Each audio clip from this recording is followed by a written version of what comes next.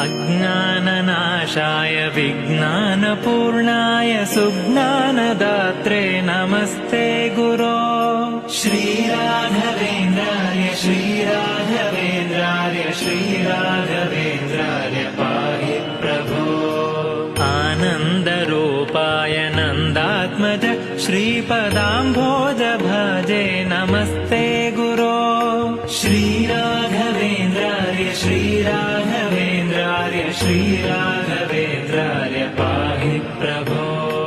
इष्टप्रदानेन कष्टप्रहाणेन शिष्टस्तुतः श्रीपदाम्भोज भो।